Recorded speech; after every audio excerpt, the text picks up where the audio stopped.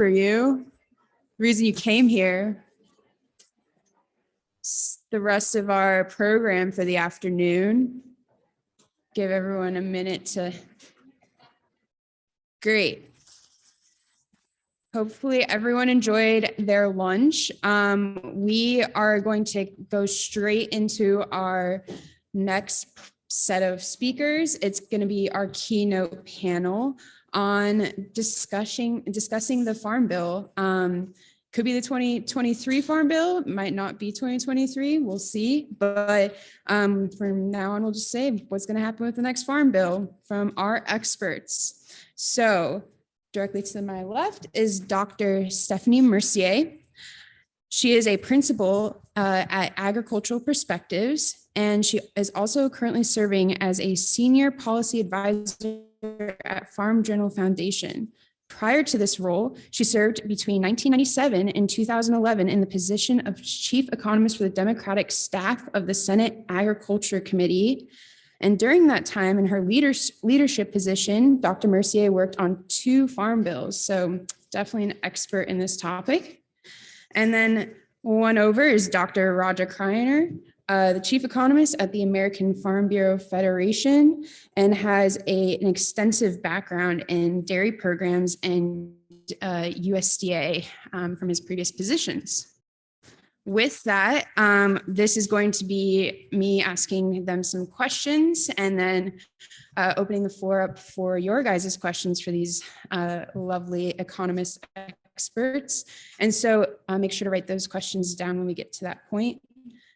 We're going to start more generally with what impact on the next Farm Bill's timing, topics, and themes would a change in House leadership have? I guess I'll take a stab at that. Are these on? Just Can you hear me? This one's on. This one's on. Yeah. Can you hear me? Can you hear me now? yes. Yeah, all right, thanks. So I think there's likely to be a significant shift in what topics might be prioritized in the next Farm Bill if, in fact, the House takes over control of the House of Representatives. I think for Farm Bill purposes, who is in control of the Senate is less important because there's a long-standing, pretty good relationship between the chair and ranking member of the Senate Ag Committee. If that flips and Senator Bozeman becomes chair and Senator Stabenow becomes ranking member, I don't think that's going to change how the Senate Ag Committee views this. But if the House does flip and Congressman Thompson becomes chair and Congressman Scott becomes ranking member, they are less, shall we say, on the same page on a number of issues. And I would expect that GT would want to essentially start the process over again, that he would start holding field hearings, focusing on the issues that he cares most about. And under those circumstances, I think it's relatively unlikely they will actually finish the new Farm Bill before the current Farm Bill expires, which is September 30th, 2023. I can't disagree with anything that Stephanie said. I would say that we're fortunate that agriculture is one of the last things that has been pretty bipartisan, and the difference between Republican and a Democratic Farm Bill is much smaller than the difference between the Democratic and Republican almost anything else. So I think we're optimistic either way that we'll get what we need, that agriculture will get what it needs from the next Farm Bill, and there you go. And 2 areas in particular that I think would see a much different focus if Republicans do take control of the House of Representatives is that Congressman Thompson is far less likely to want to emphasize addressing climate change, at least in a direct way, in the next Farm Bill than Congressman Scott would be. And the other place I think we'd see a lot of differences in the nutrition title. There's always been a strong preference among House Republicans to limit eligibility and limit spending on the Supplemental Nutrition Assistance Program, or SNAP. And there would be a strong push, especially from the more conservative members of the House, to rein in spending in that area. If the House is controlled by Republicans, they're going to run up against opposition in the Senate, though, because the bias against SNAP is not so great among Republicans in the Senate as it is in the House.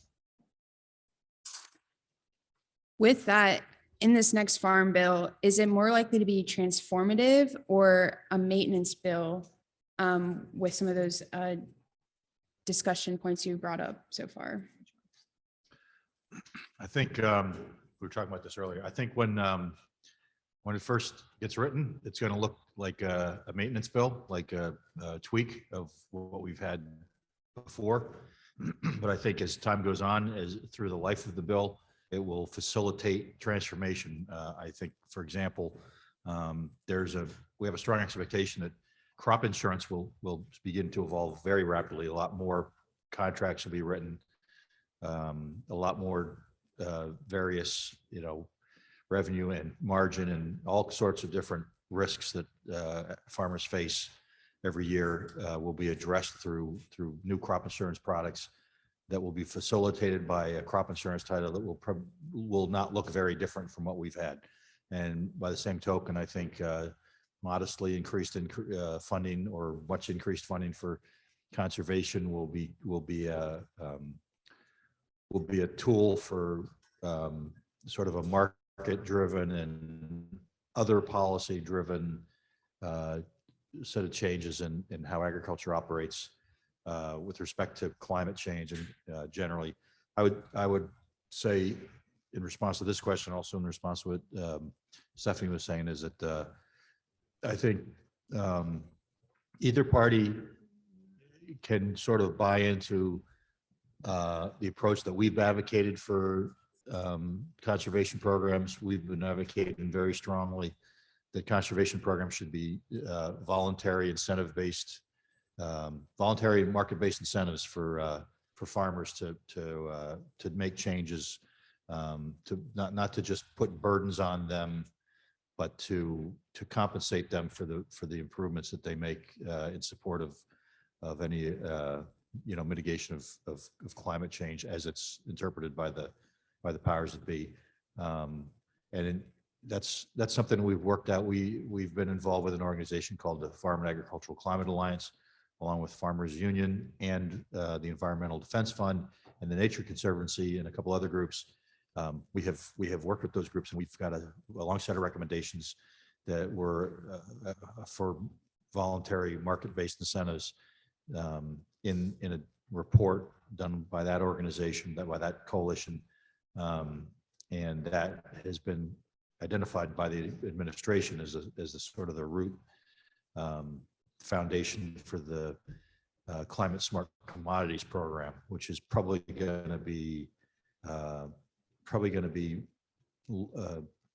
have a substantial role in defining future conservation programs. So, yeah, no, I would tend to agree with Roger's comments, unless by some miracle the budget committees find a way to provide additional funding to the Senate, House, Ag committees to do the next farm bill. Because if it's what we call a baseline farm bill, which means that essentially they only have the resources that are available from the existing set of programs, then it's likely to be sort of just, at least in terms of the funding pieces of it, very likely to be very much the same as the current farm bill, which is passed in 2018.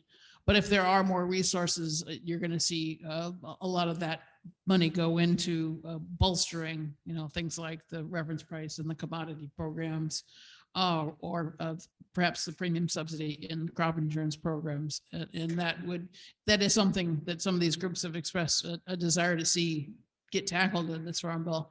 But unless there's an actual opportunity to spend more money than the baseline, then it's difficult to see how that happens.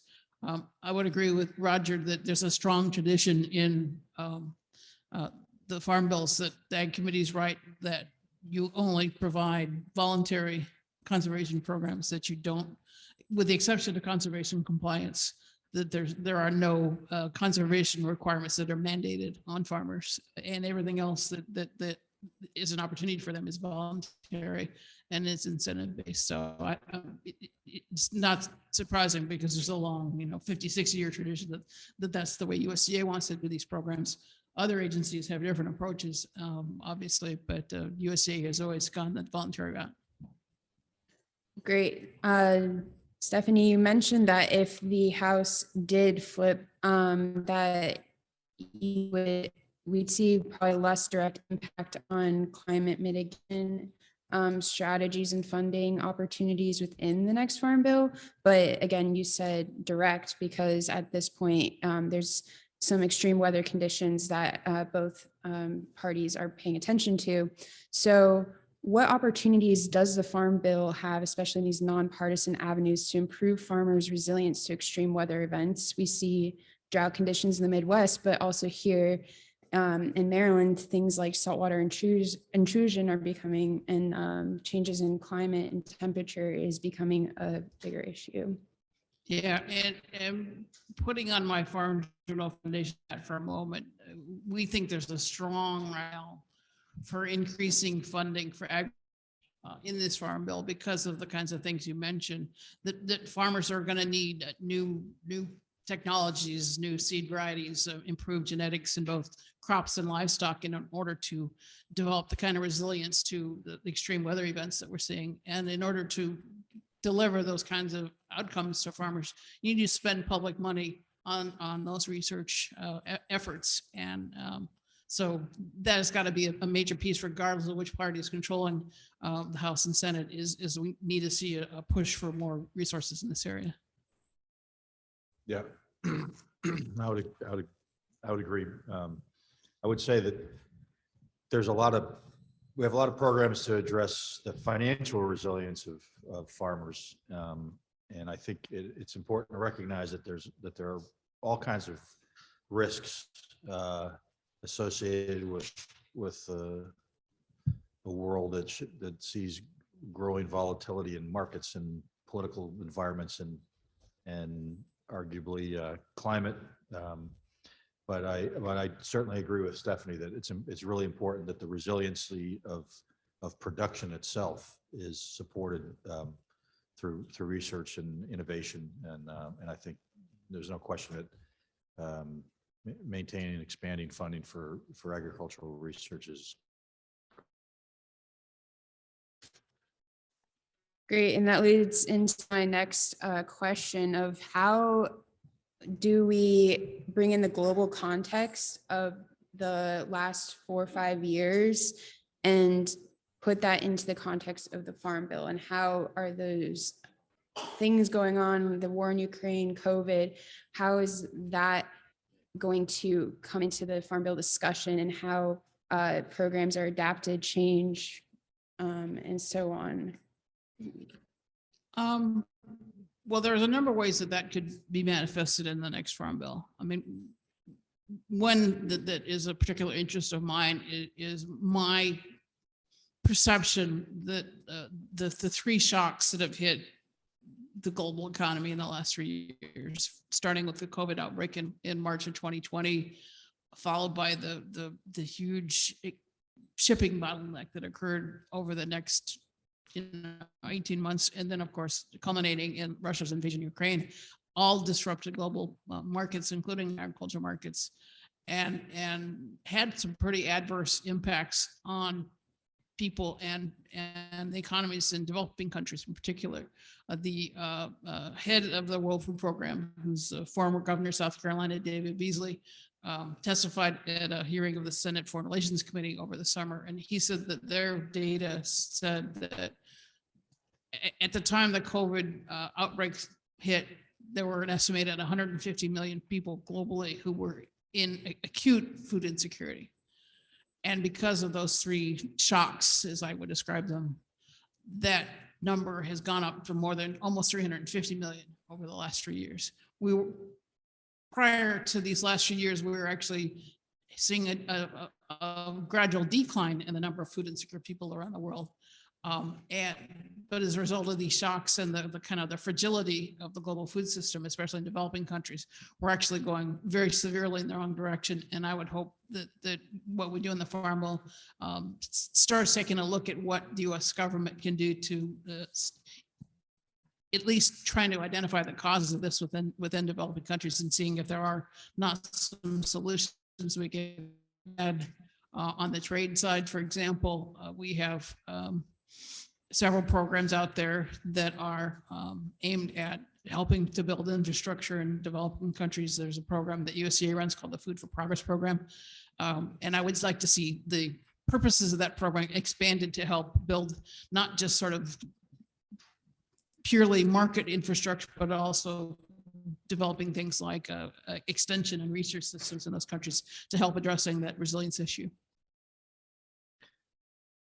Yeah, I think the global context for this Farm Bill is that for the last 40 years, we've been extremely lucky in the growth of agricultural productivity. We've had events that have contributed to the growth of production that we don't really recognize as sort of one-off events that may actually sort of be going backwards. Things like market reforms in China beginning around 1979, that China's market reforms began in agriculture, and they have made China today, from what I've been told, in terms of value of production, the most productive agricultural economy in the world.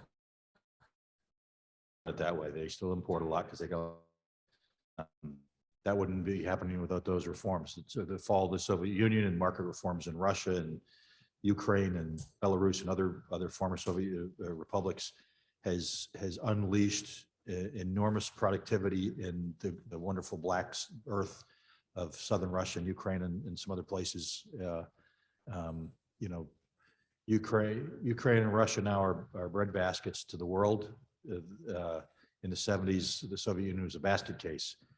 They couldn't feed themselves, and now they're exporting. That's a one-off shock to the system, unleashing a lot of productivity. We've had the benefit of first the Green Revolution with the hybrid breeds and so forth that Norman Borlaug and others accomplished. And now the one thing that's been working that could continue, if we allow it to continue, is the growth of biotech. Biotech has enormous potential to make agriculture more productive and more sustainable. And if we fight it out of principle without really understanding what we're doing, without doing the math, we're just kind of hamstringing ourselves. I think it was last week, USDA and Virginia Tech put out a global agricultural productivity report that they do every year that shows the total factor productivity in agriculture is growing, but at a slower rate than it was in the previous decade, and really raising the alarm that we've got to do better all the way around. We've got to do better. We've got to recognize that we can't put the burden of every problem on agriculture. We can't assume that agriculture will continue to grow and be more productive. We can't use, we can't seek conservation climate solutions that involve farming less. I've said a lot of times, let's talk about how we can farm better, because every farmer wants to farm better, but don't ask farmers to farm less, because that doesn't do anybody any good.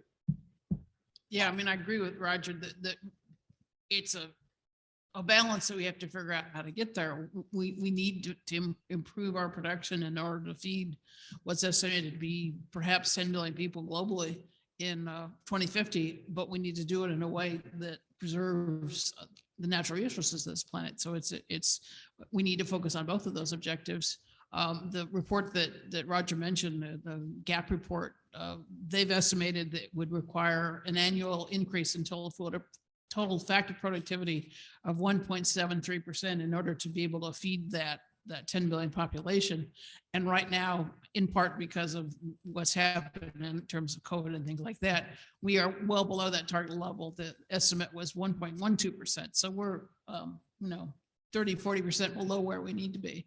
And in order to address that, we need to increase, not just the United States, but around the world, our investment in ag research and related activities.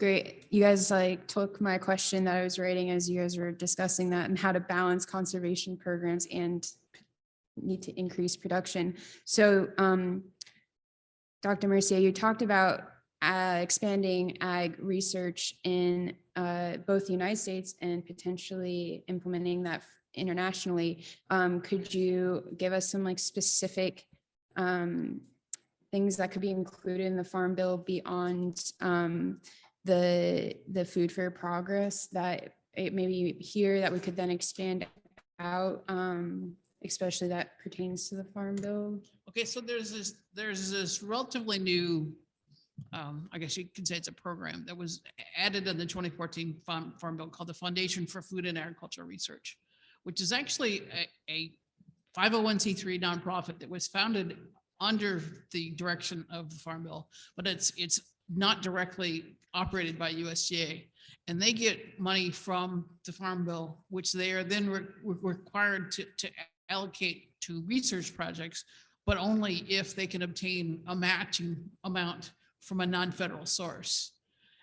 And since the 2014 Farm Bill, they've had about $400 million from federal money, federal sources, both the 2014 Farm Bill and the 2018 Farm Bill. And they have not just achieved a 1-to-1 match, which is what the legislation requires, but they've achieved a 1.4-to-1 match. So they're like 40% above what they need to.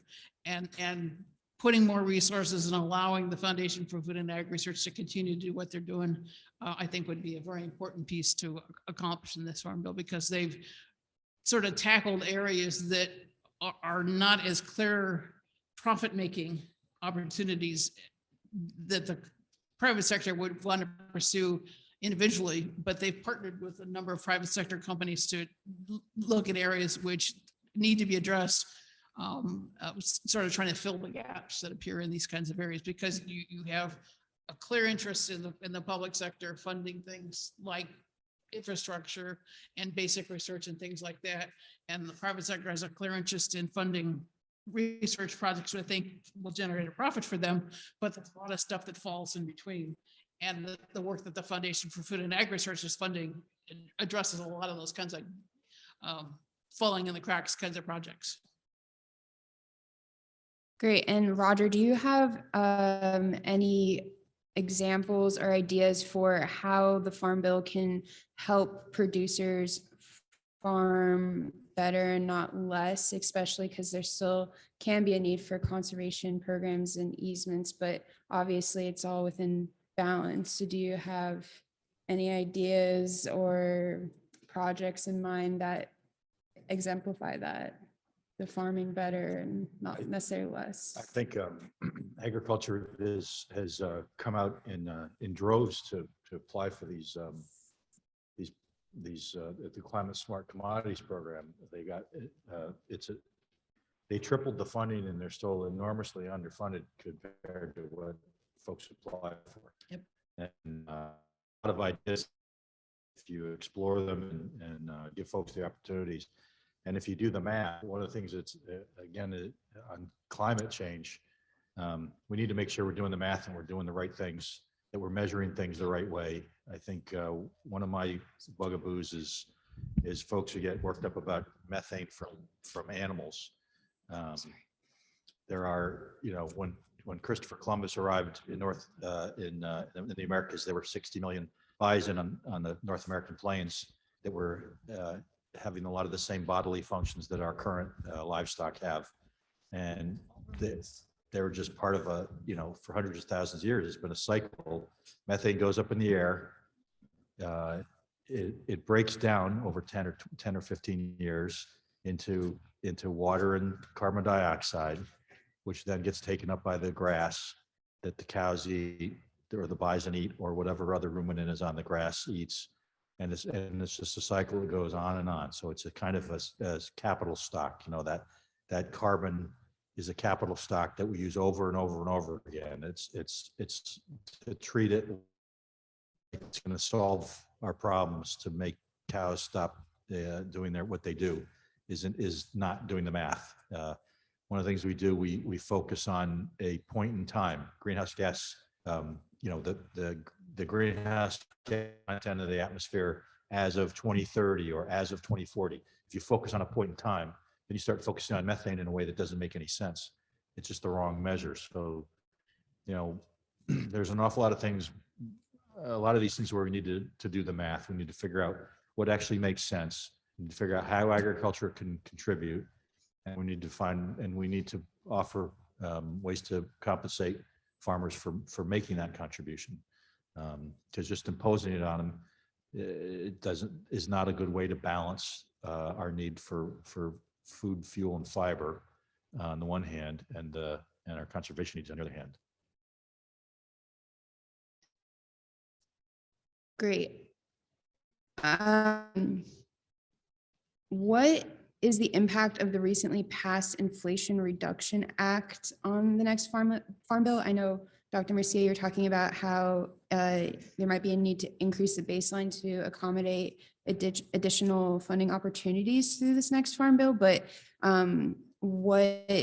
where's the overlap? What does that change when we're going into these budget discussions and conversations with the farm bill? Yes, so if I'm reading the legislation correctly, there was a clear intent on the part of Congress to add the funding on conservation programs and biofuels and renewable energy that was within the Inflation Reduction Act to the farm bill baseline, because they extended, especially on the conservation side, all four of the programs that got additional funding were extended through 2031. So that's a clear intent in my mind on the part of Congress that those funds be added to the baseline that will be put out next year by CBO, that will be sort of the starting point for the next farm bill. So clearly that was Congress's intent. I haven't heard officially from CBO that they will do that, but clearly that's what they want. And I think one of the fights that we will see in the farm bill, especially if the Republicans take over the House Ag Committee, is that they will want to divert some of that money, whether it's the $19 billion is supposed to go into conservation programs, or the $4.9 billion is supposed to go into forestry to help reduce incidents of wildfires, or the money that's supposed to go to enhance renewable energy and energy efficiency in the farms. I think there will be an effort by the part of Republicans to move some, if not all of that money, into other parts of the farm bill. And that will be a pretty significant struggle over the next year or so. Great. Yeah. One of the impacts that we won't have from the Inflation Reduction Act is the reduction in inflation, which raises another issue about funding, because we have a farm bill where, quite appropriately, food and farming are tied together. The nutrition titles are tied to the rest of them, and it's important for political reasons, and it's important thematically. I'm struck by how often I hear people talk about hunger, and they seem to forget that hunger has anything to do with food and culture. And I won't get into more detail on that, but inflation has increased the cost of the nutrition title. The nutrition title is structured in a way that as inflation rises, as prices rise, the spending on SNAP rises, spending on other programs rises. I don't remember the numbers exactly, but I think the baseline and going into the last farm bill was that nutrition would be about 75% of the spending, and the way it's looking now, it's going to be more like 85% of the spending, something in that ballpark. Yeah. You know, there's a lot of costs have gone up for farmers as well. There's costs of undertaking conservation programs have gone up. The prices, prices for inputs have gone up. All kinds of costs and prices have gone up with inflation, which is not over, by the way. I think we've got, another year or two of inflation in the 5 to 9% range before it really starts to drop off significantly. But which is another reason why it's important that we take this stuff into account. We're starting to talk about whether there has to be some sort of inflation adjustment on the farm titles in the farm bill, because how can we not do that? We're shrinking the farm bill and its impact over time if we don't take that into account. So I had another point on that, but I don't remember what it is. So Is there any other opportunities then within the Farm Bill to help producers manage inflation beyond just adjusting the different funding and outreach opportunities in the Farm Bill's inflation rates? Or, yeah, just in general? Sorry. I'm not sure that it's necessarily going to be tackled in the Farm Bill, but there has been an effort, especially since the Russian invasion of Ukraine and the jump in fertilizer prices that we saw afterwards. There's been several $100 million been allocated by USC and other federal agencies to engage in research on a couple of different things related to fertilizer. One is to how do we improve fertilizer application so that efficiency of fertilizer application, so that more of the fertilizer that actually goes into the ground is actually taken up by the plants and doesn't end up getting in the groundwater, surface water is runoff. We can figure out a way to improve that, and the fertilizer costs for farmers might be reduced. And there's also some of that money has gone into trying to develop alternative ways of producing fertilizer.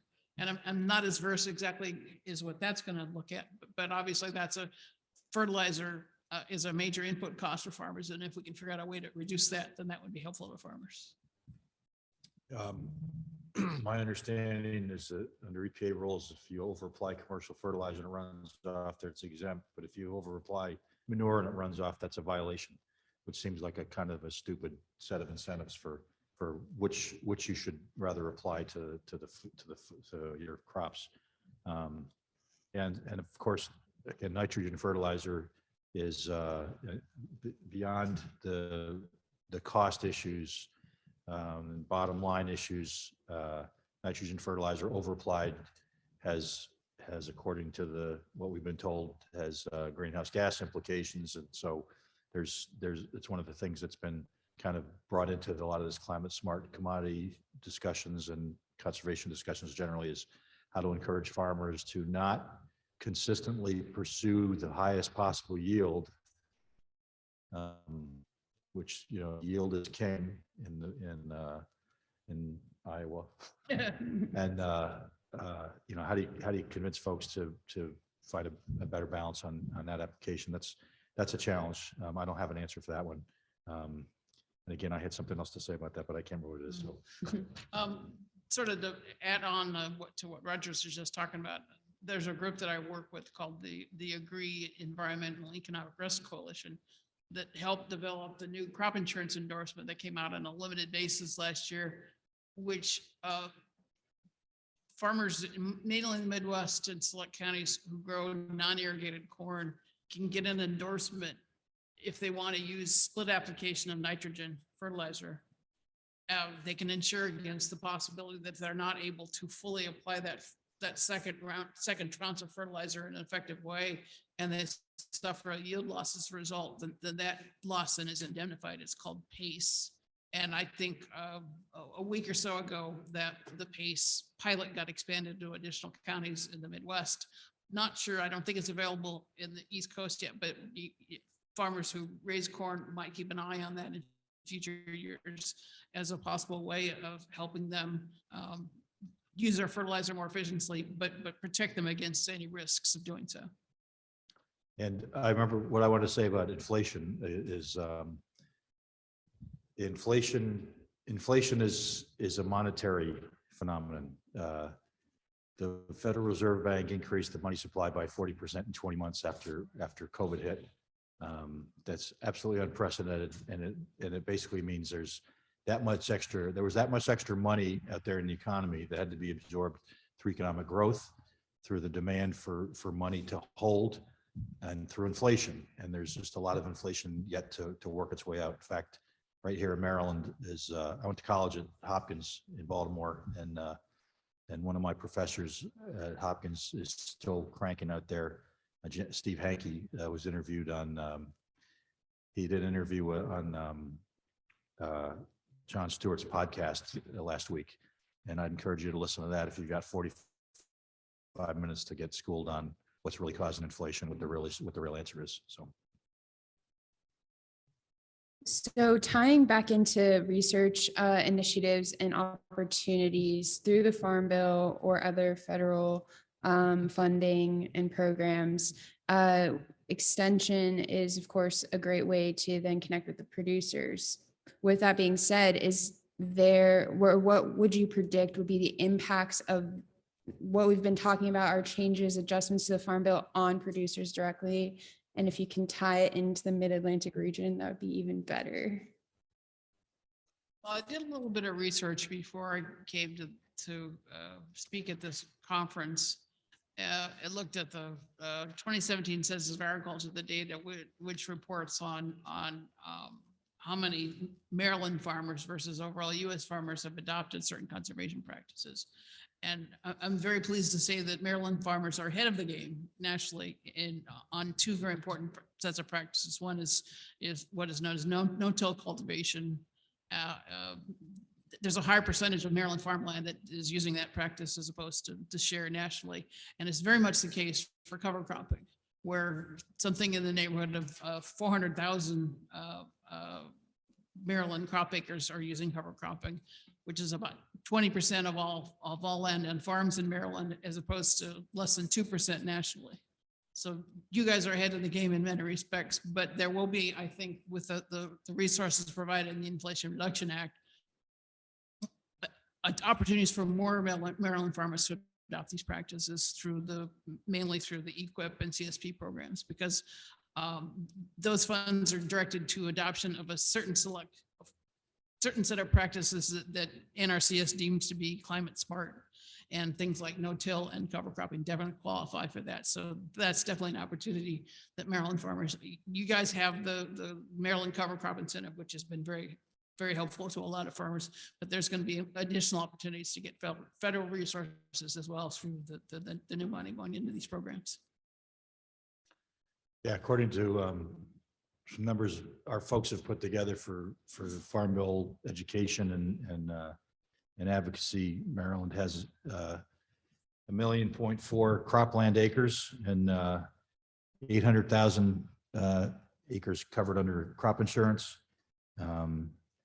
600 about 1 million covered under ARC or PLC.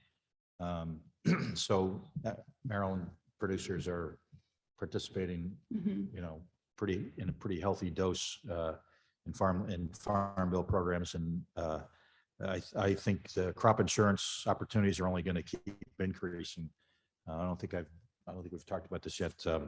One of the I guess I did talk about a little bit about transformational. There's going to be almost anything you do in agriculture is potentially coverable under crop insurance. And there's been an acceleration of innovative policy writers out there developing new products, new crop insurance products.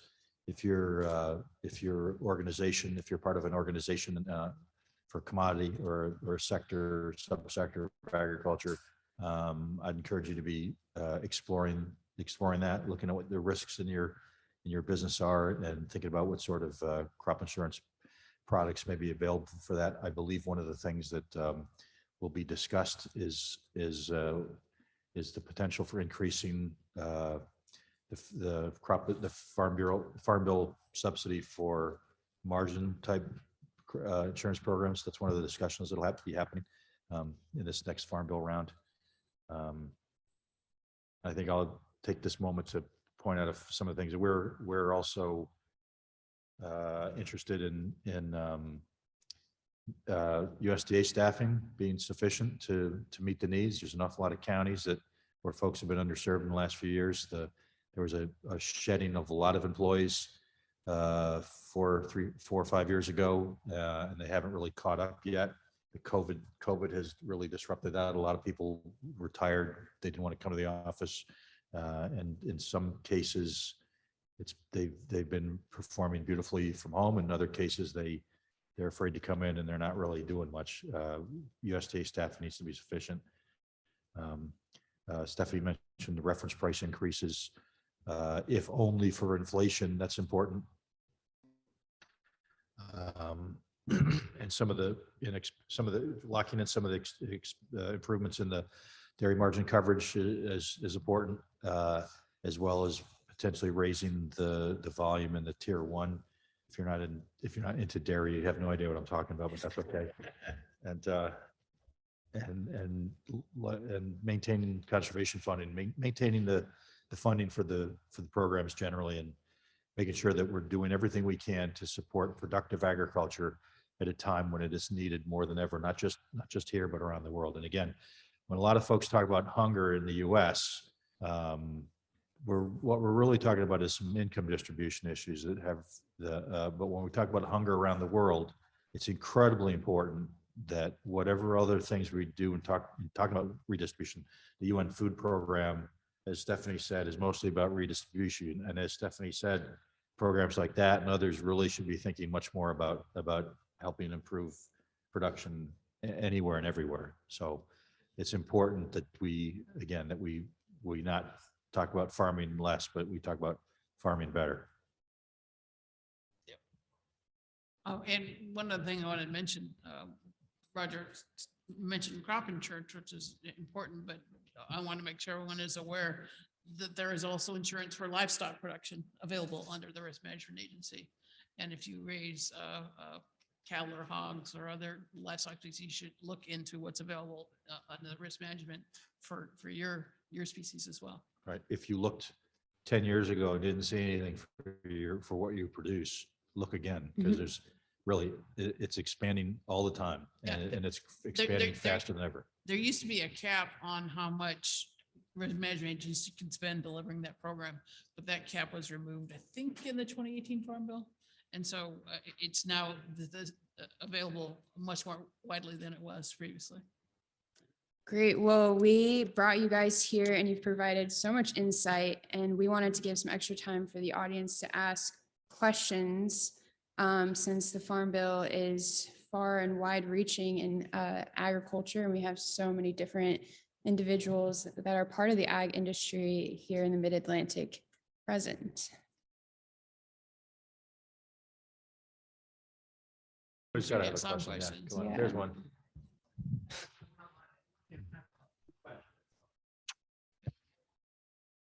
Apparently we have to. Yes, thank you very much. I noticed that the theme, or one of the themes that I picked up from, I guess, both of you, was the, farm better, not less. I am curious that in a future farm bill, and I think you may have touched on it in terms of extension, but part of farming better is also trying to encourage that agriculture is like a viable, I guess, not only viable industry, but a viable means of employment. And when we try to increase production, that also means to get more people interested in farming or offer more opportunities, not just traditional, but agro-tourism along. So I'm curious concerning I guess the 2023 Farm Bill. What future does agro-tourism, or say, agro-aligned industry, what would they play in, as opposed to just, the usual increasing crop production and animal husbandry, which is, just as important. I'm not downgrading it, but there are other, it's an evolving industry, and it's all about, I guess, inviting more people to participate, and as well as expanding, the role of agriculture in like agro-tourism and agribusiness, pretty much. Yeah. Yeah. So, I mean, we spend a lot of time talking about the commodity title, which is Title I, the conservation title, which is Title II, and the trade title a little bit, which is Title III. But there are 8 or 9 other And the crop titles in insurance this Farm Bill, and crop insurance, which is like 8 or 9. But there's a rural development title, which provides for grants and loans to help establish rural businesses, to rebuild or update rural infrastructure. A number of kinds of activities are available to be assisted through those programs. And I didn't work on those when I was on the Ag Committee, so I'm not as familiar with them, but there are significant opportunities in that. I know there's one that's called the Rural Business and Industry Grant, which provides for resources for people wanting to set up businesses in rural areas. And I'm quite sure that the agro-tourism piece that you mentioned would probably be eligible for that. Yeah, and agritourism, to me, the ideal agritourism is programs where farmers have an opportunity to help folks understand how agriculture actually works. I've heard some bad stories about agritourism tax breaks in Vermont, where it basically ended up turning into a tax break for restaurants growing some thyme in the backyard, and that the farmers just kept getting pushed out by the growth of the the second home business, and the just the some programs that actually support agriculture and help provide other additional revenue streams and on working farms, and that as I said, that really help folks bridge the gap between the city and the farm. At my age, I can talk to people my age, and I can tell them, like I'm the Karnak the Magnificent, and you don't know what that is, but people my age do. I can say, and one of your grandparents milked cows, and they go, "How do you know that?" Because you're 55 and you're an American, and so clearly one of your grandparents grew up milking cows. Well, people your age, most of them, a lot of them don't have grandparents that milk cows. It's another 2 generations removed. It's the connection to farming just isn't there. We're very lucky in the U.S. that there is a really high appreciation for farmers. We've done polls that show farmers are the most trusted profession in the country, which is great. But a couple more generations, we could be where Europe is, where everybody thinks of farmers as rich people on the dole, and don't really respect what they're doing or have much appreciation for what they go through. So I think agritourism that really brings us all together is the ideal. I think we're out of time for questions. We have 15 more minutes Oh, we have for this. 15? Yeah, This is an hour and 5 minutes. It's 20 Oh, minutes I had the wrong extra. time started. Yes. Yeah. I was just trying to text you that. Don't cut us short, Paul. Well, Yeah. you may have wanted to stop him there. So I guess I'm curious now, we've seen the CCC tapped for both research and ad hoc payments. So what role is that going to continue to play in the next farm bill? So who cares if we get a baseline farm bill? We're just going to tap into CCC and add on that way. And then on the research side, it was $1 billion call that we ended up paying out $3 billion. I've never seen NIFA get that kind of increase for research funding. But I'm kind of curious about how that kind of all plays together and what role that drives the farm bill in future years. Yeah, well, I was still on the Agriculture Committee in 2010 when Congress decided to severely restrict what USDA could do with CCC money. But then when Donald Trump became president, they relaxed that. And so both President Trump and President Biden have made, shall we say, liberal use of that authority in different ways. I know there's been some discussion among Republicans that they'd like to restrict that authority again. I'm not sure that they would get enough agreement to provide a veto-proof majority on that. But it is an issue that a lot of folks care about. They started out with this partnership for climate smart commodities at 1 billion, and they had so many proposals. I think it was over 1,000 between the two pots of money. They increased the amount of funding available to 3.5 billion. They did assure Congress that there was still enough money left in fiscal 2022 to meet their other obligations, but the use of the CCC has taken a lot of decision-making authority out of the hands of Congress and putting it in the hands of the Secretary of Agriculture. And there's certainly some in Congress who are uncomfortable with that. I don't know that they'll take any concrete steps, but there's certainly been a lot of unhappiness exhibited. And it's, as Stephanie said, if Congress gives them the authority to do it, that's what they're doing. Every year, it kind of has to get ratified after the fact by refunding the CCC. It's not like Congress is powerless to manage how that works. Yeah, well, so far they haven't politicized the replenishment of the CCC quite the same way they've done the debt ceiling. Right, but It is their prerogative. it's Yeah. their prerogative, and Yeah. every time they do it, they can always put riders on Yep. spending for the following year. So Yep. as my wife says, you must like it or you wouldn't keep coming back for it. But I mean, Uh, over the years, CCC money's been used for a lot of stuff. But if you look at the underlying statute, which dates back to the 1930s, Mhm. that it's very broad. So Oh, I've got one online that I'm going to ask first, and then I'll get some more from the audience. What changes do you anticipate to the nutrition programs? And you may have already covered this.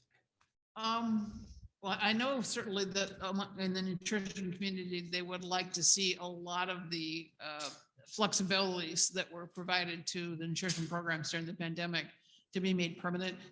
That would be pretty expensive, and I don't know where the resources would come for that. On the other side, Republicans are not particularly happy with the way USDA uses its authority to increase the money allocated under the Thrifty Food Plan, which made the benefits a little more generous than they had been. And I suspect that if they are in control of the House, that they may try to restrict or even reverse what Secretary Vilsack did in that area. And there's been talk about free lunch for everybody, and we talk about all kinds of things. So, And certainly, I know there's a lot of interest in not just providing more resources under the nutrition programs, but providing incentives to encourage recipients to buy more actual nutritional food through, farmers markets, that kind of stuff. And there are already some pilot programs that have proved to be pretty successful in that area. And there's going to be at least some push to try to put more resources into those. there's one program called GusNIP, which provides double funding for double coupons, basically double credit for folks to buy fruits and vegetables. Gus Schumacher, it's named for Gus Schumacher, who I worked for in Massachusetts one summer. Gus was Undersecretary of Agriculture for farm services back in the Clinton administration. And that concept of doubling the credit for healthy fruits and vegetables, I think, could be applied. I think we have a policy that would support applying that to meat, and I think applying that to fresh dairy products is also valid. I think the things that that are under consumed in the American diet are fruits and vegetables, meat and dairy. Yep. We eat plenty of carbs, and I can talk about doing the math on nutrition all day long, but I won't get into that. And let me take a minute to talk about the Farm Bureau and how Farm Bureau develops our policy, the things we support and things we don't support. Farm Bureau is a grassroots organization. The American Farm Bureau Federation is a federation, as the name implies, of our 51 state farm bureaus, including Puerto Rico and including Maryland, whose administrator, the Maryland Farm Bureau Administrator, John Torres, is there in the back. And I'm always glad to see John. Our policy generally starts at a county farm bureau meeting. Somebody proposes a policy that they think they'd like to see at the state or county, state, or federal level. Federal policies, again, mostly start at a county farm bureau meeting. Sometimes they start at committee meetings at the state level, and they get passed on. If they're approved at that level, they get passed on to the state. And state delegates vote whether or not they believe that's a good thing to support. And if the state delegates support it, and it's a federal policy, they'll pass it on. They will choose to pass it on to the federal level. And we have some committees that sort of hammer these things out, shape it for the consideration of our delegates at our annual convention. And so our policy is really, we talk about Farm Bureau as the voice of agriculture, and that's really what it is. I've worked for trade associations before where the general attitude is, well, let's let the staff figure it out and then we'll ratify it after the fact. That is not the way things work at Farm Bureau. At Farm Bureau, our farmer members decide what they think needs to happen, what they want to happen. We work with them to provide them whatever support, whatever resource materials, whatever explanation they want, but only what they want. And then the policies all come up to the top. And I think it's a very good example of sort of the American democratic process in action. You've got we have 6 million members in 50 states in Puerto Rico. And yeah, well, we have not all of our members are farmers, but a lot of them are. Most farmers are Farm Bureau members. You talk to farmers in most other organizations, they also are Farm Bureau members. And so that's where we come up with policies. We're not big ag. We represent everybody. Broiler growers. I don't know any other organization that represents broiler growers as individual farmers the way Farm Bureau does. So, we're not the big guys supporting the big everything like some folks want to make us out. We're really supporting farmers across the country. There's my plug for Farm Bureau. Yeah, I mean, I appreciate hearing more about how Farm Bureau is formed and how it operates. And celebrated its 100th anniversary 3 years ago. Awesome. 103 years old and strong. Ready for another question?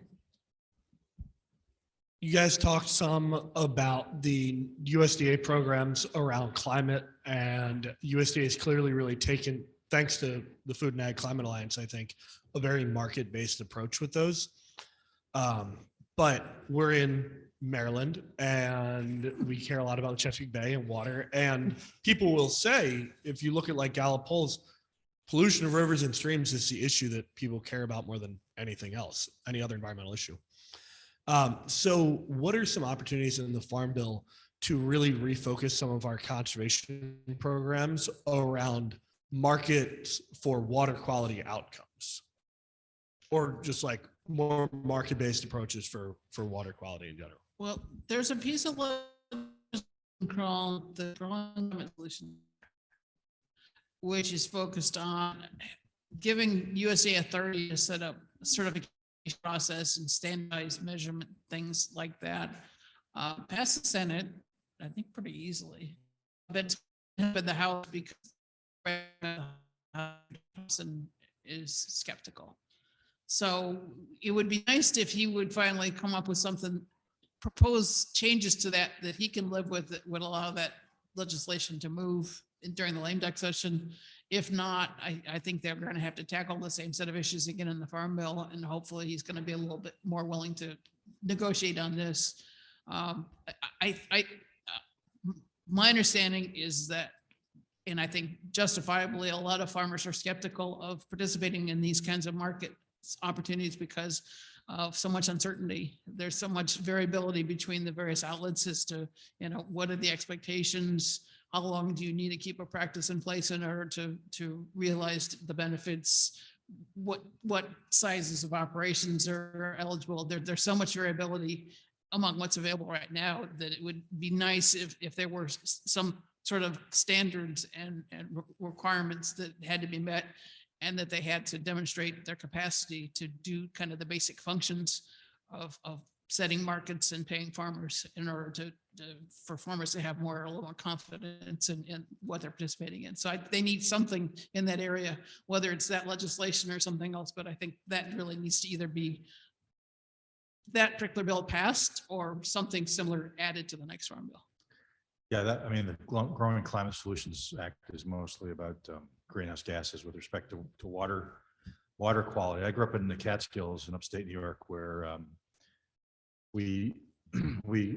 grew up on a hillside between a reservoir, a New York City reservoir that emptied into the Delaware River watershed, another one that emptied into the Hudson River watershed. Water quality was extremely important. New York City has the best drinking water in the world because it comes from my hometown.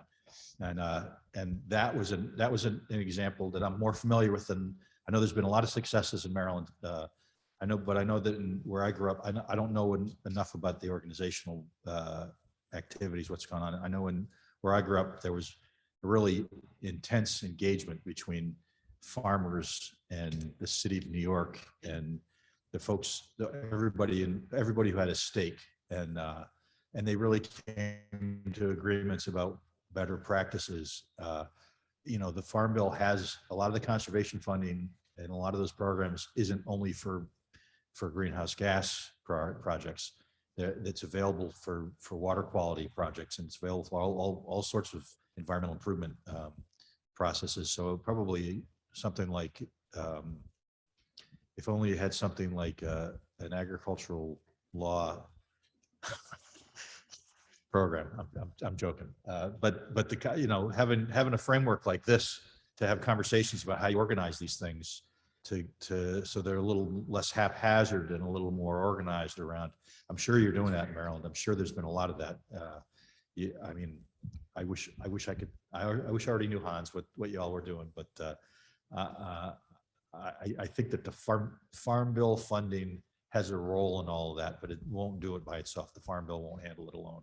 I think folks like the State Department of Agriculture are probably in a better position to help organize that type of work as I'm sure they already have been, because I know that the Chesapeake Bay cleanup has been a massive, generational success.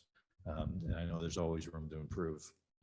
Yeah, no, there certainly has been success for individual regional water markets that have shown, very effective. I would also point out that a lot of the practices that are deemed to be climate smart practices by NRCS, like soil health practices, cover cropping, no-till, also have water quality benefits. So you're not excluding addressing water quality, but it's certainly a co-benefit in that context. And so some of these practices is really hard to separate out because there's so many different things that are beneficial from them. And voluntary programs get buy-in. Yep. Compulsory programs get compliance. And I think you'd rather have buy-in than compliance. Thank you both for this riveting discussion and information.